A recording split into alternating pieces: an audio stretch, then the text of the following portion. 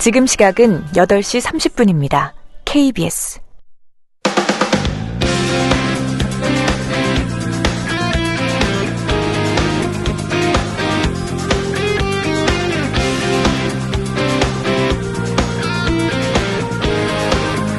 안녕하십니까. 11월 14일 목요일 생방송으로 함께하는 제주포커스 진행의 김익태입니다. 식민지 침탈과 전쟁의 폐허 속에서 경제 성장과 민주주의를 동시에 이룬 나라, 노벨문학상과 아카데미, 칸느, 빌보드를 석권한 문화의 나라, 변변한 자원 없이도 김구 선생이 꿈꿨던 문화 강국을 만들어가고 있는 대한민국입니다. 그 힘의 원천은 다름 아닌 교육일 겁니다. 수능시험은 전국의 항공기 운항을 멈추게 하고 직장인 출근 시간을 늦추게 하는 국가 행사가 된 지 오래죠. 하지만 오늘의 대한민국을 만든 그 교육 열기는 심각한 부작용을 낳고 있습니다. 사교육비는 천정부지로 늘어만 가고 부동산을 들썩이게 하며 수도권 집중 현상을 가속화하고 있습니다. 위정자들은 그 해법으로 본고사를 학력고사로, 학력고사를 수능으로, 수능의 초고난도 문항 배제로 제시해왔을 뿐입니다. 대학 입시 제도 개선만으로는 교육 문제를 풀 수 없는데도 말입니다. 이런 악순환 속에서도 올해 수능은 전국민적인 관심 속에 어김없이 치러지고 있습니다. 수험생 여러분, 수능 점수는 인생을 결정하는 여러 변수 중에 하나지만 결코, 절대 결정적 변수는 아닙니다. 그동안 쌓아온 노력으로 어떤 결과 앞에서도 자신의 길을 당당히 걸어가시면 됩니다. 교육 현실을 바꾸지 못한 미숙한 기성세대의 한 사람으로서 김 기자도 진심으로 응원합니다.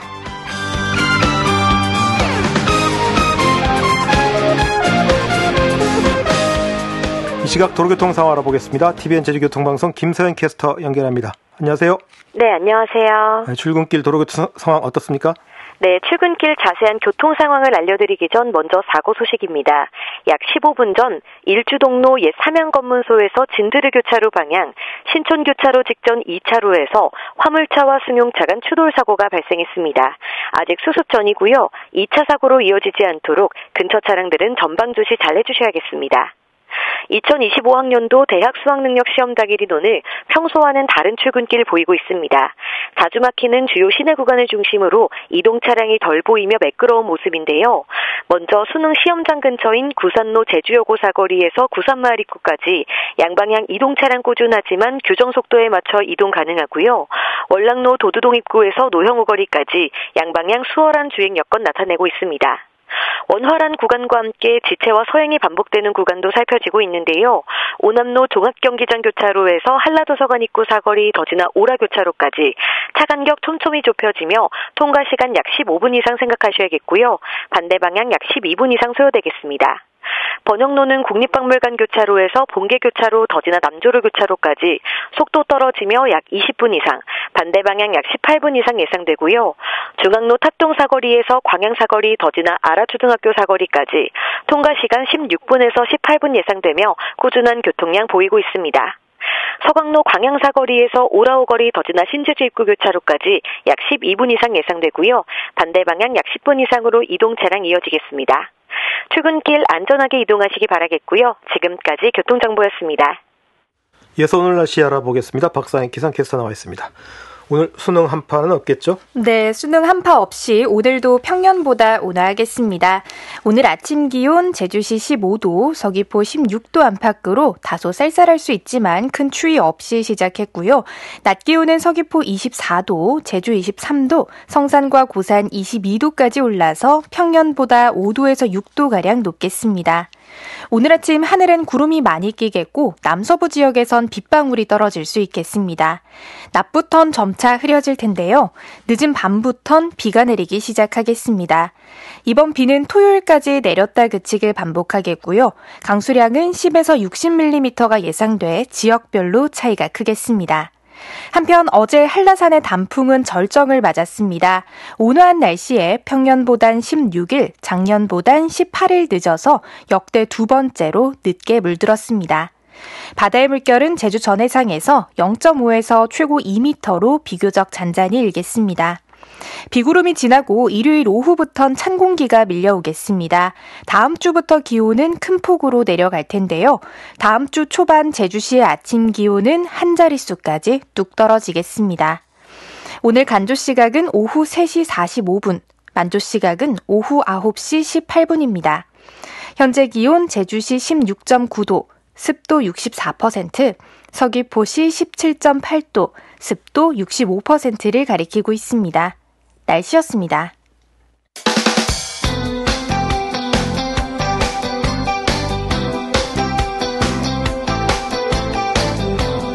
제주시 99.1, 서귀포시 95.3, 서부지역 103.7MHz, 요망진 라디오 KBS 제1라디오가 삼촌들 족끝이 느량이 식후다!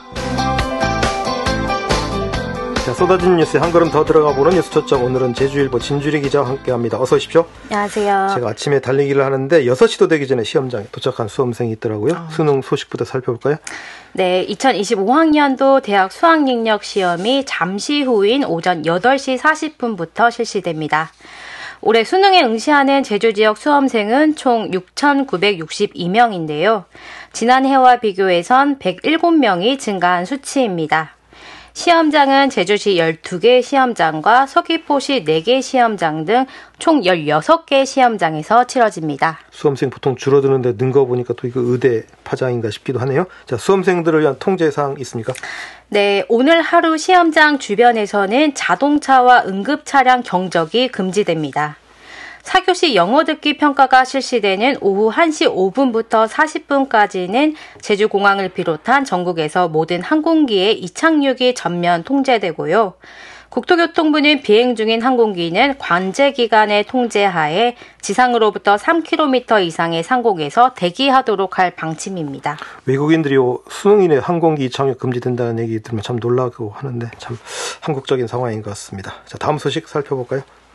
네, 최근 들어 항공권 구하기가 하늘의 별 따기라고 느끼시는 분들 많을 것 같은데요. 코로나 이후 제주를 찾는 내국인 관광객이 감소하고 바가지 논란 등으로 제주 관광이 총체적인 위기를 겪고 있지만 위기에 대응하기 위한 제주도의 계획은 미흡하다는 지적이 제주도의회에서 제기됐습니다.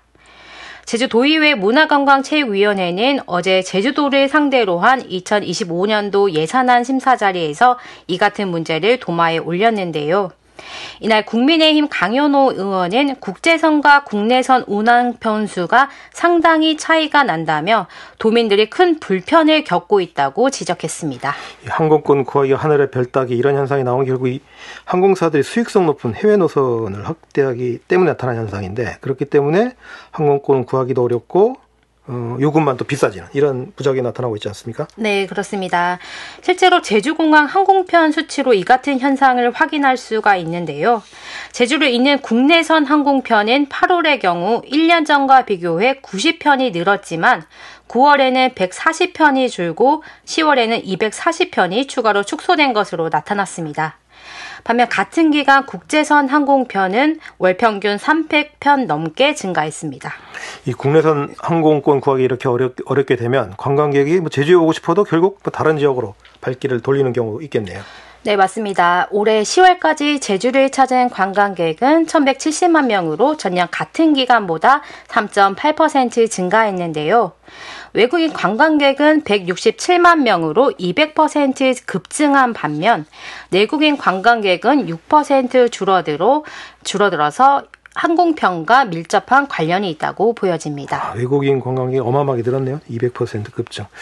자, 관광객 감소뿐만 아니라 이 문나들이 하는 제주도민들의 불편도 이만저만이 아닙니다. 이게 이 공항을 하나 더 짓는다고 해결할 수 있는 문제도 아니거든요. 사실 이게 대책이 있어야겠어요. 네, 국내선 항공편 감축이 결과적으로 우리 제주 관광에만 영향을 주는 게 아니라 도민 일상과도 직접적으로 연관된다는 게 가장 큰 문제인데요. 이와 관련해 제주도는 지난 12일 국회와 국토교통부를 잇따라 방문하며 제주노선 항공좌석 확충과 국제노선 다변화를 건의했습니다. 제주도는 이 자리에서 제주기점 항공편수 확대와 감소한 항공편을 대체할 임시노선 증편 또는 대형 항공기 대체 투입, 국제노선 다변화를 위한 슬롯 확보와 인천 제주 노선 개설, 기상 악화식 지방공항 커퓨타임 오픈 등을 건의했습니다. 네, 이 제주 항공교통 도민의 필수 교통수단이죠. 그리고 관광산업의 핵심 인프라이기도 하고요. 자, 생업을 위해서 다른 지역을 오가는 도민들의 고충을 심각하게 헤아려야 할 것 같습니다. 자, 다음 어떤 소식인가요? 네, 이달 초에 내린 기록적인 폭우에 본격적인 수확철에 맞은 제주 콩 농가들의 시름에 잠겼습니다. 콩 제주협의회는 지난 12일 이상기후 피해 극복을 위한 긴급회의를 열었는데요. 최근 잦은 비와 고온다습한 환경으로 곰팡이균이 확산하고 수발화, 즉 수확 전에 발화 현상이 속출해 수확 포기를 고려하는 콩 재배 농가가 늘고 있는 상황입니다. 올해 여름에도 비가 많았는데 이제 가을이 와도 좀 비가 좀 계속 내리고 있어요. 농가들이 피해 입은 농가들 꽤 많이 생긴 것 같군요. 네, 맞습니다. 지난달 제주의 강수일수는 15.5일로 평년보다 2배 많았고요. 특히 지난 1일부터 2일까지 이틀간 제주에는 300mm가 넘는 기록적인 폭우도 쏟아졌습니다. 당장 이번 주 주말에도 비 날씨가 예보돼 있는데요. 설상가상으로 땅이 질면 밭에 수확기가 들어가지 못하기 때문에 땅이 마를 때까지 기다리다가 수확기를 놓친 농가들도 상당수인 것으로 전해졌습니다. 10월이 됐는데도 이틀에 한 번꼴로 가을비가 내렸다. 참 어마어마하네요. 상품성 하락, 이런 병의 피해가 계속 가속되면 올해 생산량에도 영향을 미칠 것 같은데 어떻습니까? 네, 제주농협에 따르면 올해 도내 농협의 콩수매 예상량은 4,350톤으로 지난해보다 22% 감소할 것으로 예상되고 있습니다. 농협 수매량은 보통 생산량의 60%에서 70%를 차지하는데요. 전국 콩 생산량이 14만 5천 톤에서 15만 2천 톤으로 지난해보다 2%에서 많게는 7%가량 증가할 것으로 예상되는 것과 대조적입니다. 전국 콩 생산량은 늘었는데 제주 생산량이 줄었다. 그럼 가격도 그럼 보존받기 어려운 상황일 텐데 대책이 시급해 보입니다. 어떤 대책들이 나왔습니까? 네, 콩 제주협의회는 회의에서 농가들이 겪는 경제적인 손실을 최소화하기 위한 피해 보상 기준 현실화와 신속한 피해 확인 등 농작물 재해보험 제도 개선 필요성에 대해 공감했습니다. 협의회는 이날 제기된 의견을 담당 부서에 건의하는 한편 피해 농가 지원을 위한 농정 활동을 더 강화하기로 했고요. 제주농협은 농협중앙회와 제주도의 농업재해 안정과 재해자금 지원, 또 정부 비축 약정 물량 확대 등을 지속적으로 건의 중입니다. 자, 제주 콩농가 피해가 심각해지고 있는 것 같습니다. 정부와 지자체 신속한 지원, 제도 개선 필요할 것 같고요. 자, 다음 소식 하나만 더 알아볼까요? 네, 문재인 전 대통령의 딸 문다혜 씨가 제주에서 불법 숙박업을 했다는 의혹을 인정했습니다. 문 씨는 최근 2년간 제주시 한림의 협재리에 있는 본인 소유의 단독주택을 숙박업에 등록하지 않고 공유 숙박업소로 운영한 혐의를 받고 있습니다. 이 주택은 문 전 대통령과 친분이 있는 송기인 신부에게 2022년 문 씨가 매입한 것인데요. 공중위생관리법상 미신고 숙박업을 운영하면 2년 이하 징역 또는 2천만 원 이하 벌금에 처해집니다. 이 민박업이 사실 이런 식의 불법 영업들이 흔하게 이루어지는 경우이긴 합니다만 어쨌든 현행법상은 불법이니까요. 문다혜 씨는 또 직접적으로 잘못을 시인했습니까? 네, 그렇습니다. 제주도 자치경찰단에 따르면 문 씨는 지난 11일 변호사와 함께 2시간 동안 소환 조사를 받는 과정에서 관련 혐의를 모두 인정했는데요.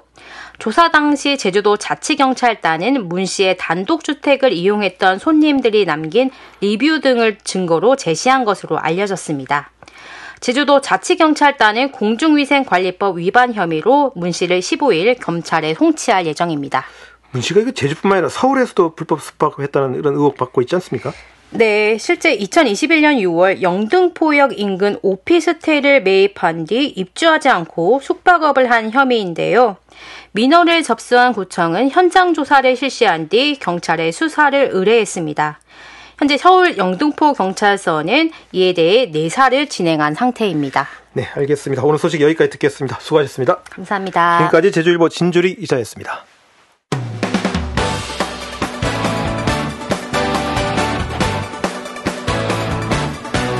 지피가 이신 뉴스, 노실계 배려보는 제주포커스다. 도내 다양한 이슈들 전문가와 함께 심층적으로 들여다보는 시사스코 시간입니다. 일조량이 떨어지는 가을이 되면 마음이 스산해지곤 하죠. 일시적으로 계절을 타는 정도라면 괜찮겠지만 기간이 길어지고 다른 증상까지 동반한다면 우울증이 아닌지 확인할 필요가 있습니다. 오늘은 마음의 감기라고 하는 우울증에 대해서 알아보겠습니다. 연강병원 강지연 원장과 함께합니다. 어서 오십시오. 네, 안녕하십니까. 제가 지금 마음의 감기 이렇게 표현을 했습니다만 사실 이 우울증 환자를 곁에 둔 가족들 얘기 들어보니까 치매만큼이나 힘들다는 그런 얘기를 하더라고요. 이런 우울증 환자 수가 계속 증가하고 있는 그런 추세죠? 예, 그렇습니다. 최근 들어 성인뿐만 아니라 아이와 노인까지 우울증으로 치료받는 환자 수가 증가하고 있습니다. 건강보험 심사평가원 자료에 의하면 2019년도에 우울증으로 병원을 찾은 환자 수는 79만 6,300명이었는데요. 21년도에는 91만 명을 넘었고 23년도에는 104만 6,800여 명으로 연간 100만 명 이상이 우울증을 호소하며 병원을 방문하는 것으로 나타났습니다. 와, 연간 100만 명 이상. 그럼 뭐 올해는 또 더 늘어날 가능성도 있겠네요. 우울하다고 뭐 다 우울증 환자는 아니죠? 예, 그렇습니다. 정상적인 우울감과 병적인 우울증을 구별해야 하는데요. 우리가 즐거운 일이 있을 때 즐겁고 또 슬픈 일이 있을 때 슬퍼하고 우울해하는 것은 자연스럽고 건강한 감정입니다. 그렇죠. 예, 예. 정상적인 우울감은 가정이나 직장, 학업 등 이전에 하던 일을 수행하는 데 문제가 없고 대부분은 이제 일주 이내로 짧은 기간 경한 증상이 있다가 사라지는 데 반해서 병적인 우울증에서는 가정이나 직장, 학업 등 이전에 하던 일들을 수행하는 데 지장이 있을 정도로 심한 증상이 1, 2주 이상 긴 기간 지속되게 됩니다. 대부분 이제 기분이나 생각, 사고, 동기, 의욕, 수면이나 신체 활동과 같은 모든 정신 기능의 저하를 보이게 되는데 이렇게 자연스러운 감정에서 벗어나서 우울감과 함께 여러 증상이 동반될 때 병적 우울이라고 합니다. 이런 우울증이 뭐 계절에 따라 좀 영향을 받기도 하나요? 뭐 가을, 겨울에 더 뭐 심하다거나? 예, 그렇죠. 해가 짧아지는 가을이나 겨울에는 햇볕 쬐 시간이 줄어들어서 우리 이제 몸에서 뇌에 작용하는 세로토닌 분비가 줄어들게 되고 이걸로 인해서 우울감이 생기게 됩니다. 이걸 이제 계절성 우울증이라고 하는데 계절성 우울증은 찬바람이 불기 시작하는 가을부터 겨울에 심해졌다가 다시 봄 되면 조금 또 좋아지고 이 현상이 매년 반복되는 사람들이 있습니다. 일반적인 우울증과는 조금 다른 양상을 보여서 비전형 우울증, 비정형 우울증이라고도 하는데요. 보통 우울증은 잠을 잘 자지 못하고 잘 먹지 못하고 무기력하고 이렇게 하는데 반해서 비전형 우울증에서는 너무 많이 먹거나 너무 많이 자거나 하는 이제 정 반대 현상을 보이기도 합니다. 자도 피곤하다 뭐 이렇게 얘기를 하는 거네 그러면. 예, 그렇습니다. 자, 그럼 어쨌든 우리가 내가 우울증이 있나 없나 자가 진단을 하려면 어떤 현상들이 있을 때 우리가 진단을 좀 할 수 있을까요? 예, 기간적으로는 우울한 기분이 2주 이상 지속될 때, 예, 그리고 두 번째로는 거의 일상생활 대부분이 일이나 이런 데서 주변에 대한 관심과 흥미가 감소하게 되고요. 아까 말씀드렸던 식욕의 저하가 있고요. 물론 이제 비전형 우울증에서는 식욕 항진이 있어서 체중 증가가 오기도 합니다. 예. 그리고 대부분은 불면증이 오는데 잠 들었다가도 새벽에 일찍 깨서 잠 다시 자지 못하는 이런 불면증을 호소하고요. 또 정신 운동의 지연으로 생각도 느려지고 행동도 느려지고 머리가 잘 안 돌아간다고 이렇게 집중력이 떨어진다라고 이렇게 얘기도 하고요. 또 에너지가 감소하기 때문에 굉장히 항상 피곤하고 무가치감, 부적절한 죄책감, 또 집중력이 저하되고 우유부단해지고 또 이제 반복적인 자살 생각 이렇게 한 9가지의 큰 증상들이 있는데 이 중에서 이제 5개 이상이 있으면서 일상생활에 문제가 된다면 그때 이제 우울 장애로 진단을 합니다. 9가지 대표적 증상 중에 5개 이상 증상이 나타난다면 일단 우울증이라고 의심해보고 일단 병원을 찾는다거나 뭐 이런 식으로 해야 된다는 얘기네요. 우울증, 그럼 이게 도대체 어떤 원인에 의해서 나타난다고 볼 수 있을까요? 예, 우울증의 확실한 원인은 아직 명확하게 밝혀져 있지는 않습니다. 그렇지만 이제 다른 정신질환과 마찬가지로 여러 다양한 원인들이 작용한다고 보고 있는데 생화학적인 원인, 유전적, 또 심리적, 환경적 요인들이 영향을 미치는 것으로 보고 있습니다. 첫 번째 이제 생화학적, 생물학적 요인으로는 뇌 안에 있는 신경전달 물질이라든지 호르몬들의 어떤 이제 이상, 그리고 또 생체 리듬의 변화 이런 것들이 연관이 있다라고 보고되고 있고요. 그다음 이제 유전적 요인도 일부 있는데요. 일란성 쌍생아에서 한 사람이 우울증을 앓으면 다른 한 사람에서 우울증이 될 확률이 거의 50% 그런 현상도 있습니다. 예, 됩니다. 그래서 그렇지만 이제 100%가 아닌 것은 유전병은 아니라는 거죠. 유전적인 경향성은 있지만 그렇게 이해를 하면 될 것 같고요. 그다음 이제 신체적인 어떤 질환이나 요인들에 의해서도 우울증이 옵니다. 갑상선 저하증에서도 이제 우울증이 올 수 있고 당뇨병이라든지 뇌졸중, 종양 등이 있을 때 우울증이 발생하게 되고요.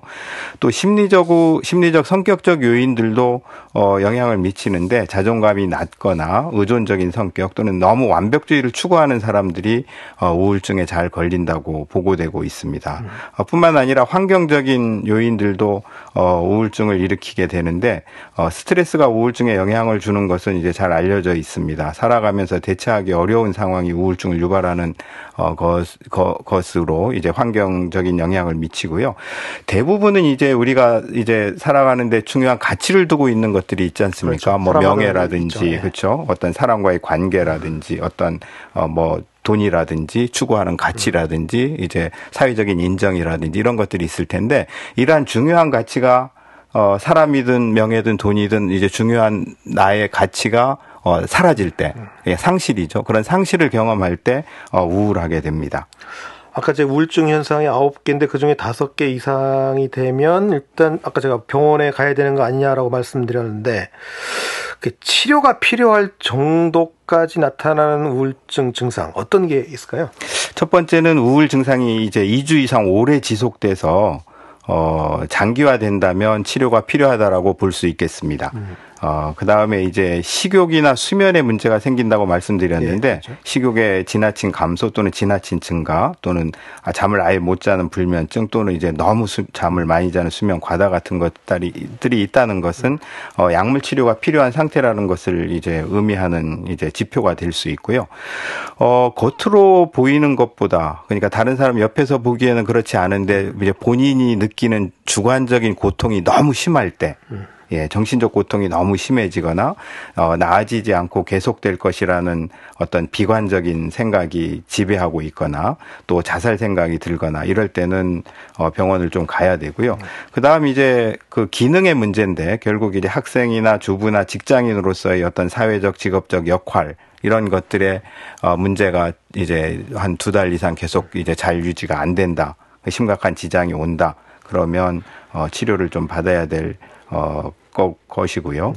무엇보다도 이제 우울증이 조금 심해지면 정신병적 증상을 동반한 우울증이 오거든요. 그러니까 그냥 단순히 마음이 슬프고 무기력하고 이런 단계를 넘어서서 심해지면 아주 이제 허무망상이 생기고 또 이제 환청을 경험할 수도 있고 이런 이제 정신병적 증상이 동반될 때는 반드시 입원을 한다든지 치료를 해야 되겠고요. 자살 사고나 자살 충동이 지속되는 경우도 위험하기 때문에 이제 치료가 필요합니다. 우울증이 심해지면 이게 정신병적 증상이라든지 자살 충동 같은 게 더 강해지는 모양이에요. 예, 그렇습니다. 자, 그럼 병원에 갔습니다. 어떻게 치료받습니까? 뭐 약 먹거나 뭐 심리 상담 뭐 이런 걸로 치료하는 건가요? 어떻게 예, 하죠? 물론 그런 것들을 다 합니다. 우울증은 이제 아까 이제 말씀하셨듯이 마음의 감기라고 표현은 하지만 사실 감기처럼 일주일 정도 지나면 저절로 낫는 질환은 그렇죠. 약을 아닙니다. 안 먹어도 나을 수 있는 게 감기니까요. 예, 그렇게 이제 흔하다는 표현으로 마음의 감기라고 이렇게 표현을 하는데 우울장애 원인으로 밝혀져 있는 이제 뇌 신경전달 물질의 불균형을 바로잡으려는 약물들이 개발되어 처방되고 있고요. 또 이러한 항우울제들은 부족한 신경전달 물질이 늘어날 수 있도록 뇌에서 작용을 해서 기분을 좋게 해주고 의욕을 높여주는 작용을 해서 회복될 수 있도록 돕기 때문에 약물 치료가 아주 이제 중요하고요.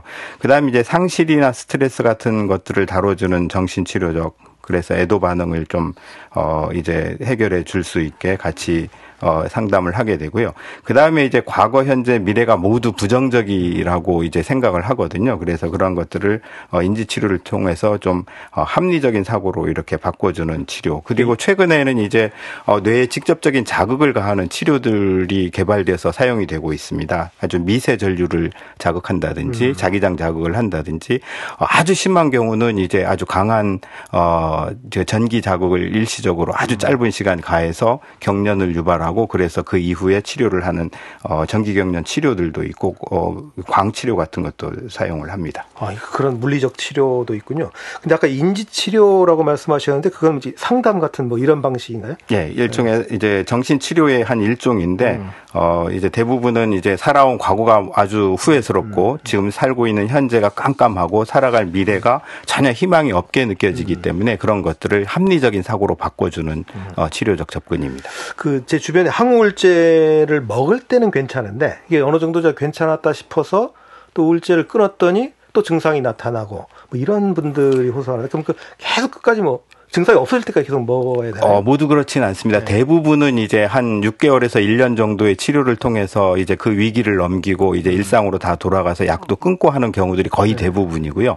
우울증이 이렇게 반복적으로 재발하는 재발성 우울증이 있습니다. 그런 경우는 좀 장기간 항우울제를 잘 유지하면서 봐야 됩니다. 이제 의사의 처방이 필요한 부분이겠죠. 근데 이제 경미한 우울증도 있지 않습니까? 일상에서 나 우울증인 것 같아. 이런 분들을 위한 극복하는 방안 있으면 좀 말씀해 주시죠. 예, 가장 간단한 방법은 하루 한두 시간 이제 햇볕을 쬐면서 신체 활동을 하는 것을 권장드립니다. 아침 햇살을 맞으면서 걷는 것이 가장 좋고요. 평소보다 야외 활동을 조금 늘리고 걷기, 조깅, 수영 같은 규칙적인 운동도 하고 산소 섭취량도 늘리고 충분한 수분 섭취를 통해서 몸의 신진대사를 활성화하는 것도 좋겠고요. 또 이제 야외 활동이 어려울 때는 실내 조명을 밝게 해서 낮에는 커튼을 활짝 열어서 밝은 환경을 만드는 것이 좋겠고 규칙적인 생활을 통해서 신체 리듬을 유지하는 것도 좋습니다. 그래서 정해진 시간에 잠자리에 들고 숙면을 취하고 일정한 시간에 일어나고 식사와 운동을 하는 일반적인 이런 이제 신체 리듬을 잘 유지하는 것이 정신 건강을 위해서 반드시 필요하고요. 카페인이나 밀가루, 설탕, 술 이런 것들은 조금 피하면 좋겠고요. 또 우울한 마음이 들 때 무작정 참는 것보다는 감정을 솔직하게 표현하는 것이 좋겠습니다. 가족이나 친구들에게 자신의 감정을 솔직하게 털어놓아서 심리적 안정감을 찾는 것도 좋겠고 주변에 이제 내가 힘들다는 것을 좀 알리는 그래서 도움을 받을 수 있어야 되겠고 알겠습니다. 했으면 좋겠습니다. 네, 오늘 말씀 잘 들었습니다. 지금까지 연강병원 강지연 원장이었습니다. 제주 포커스에서 마련한 소식 여기까지입니다. 안녕히 계십시오.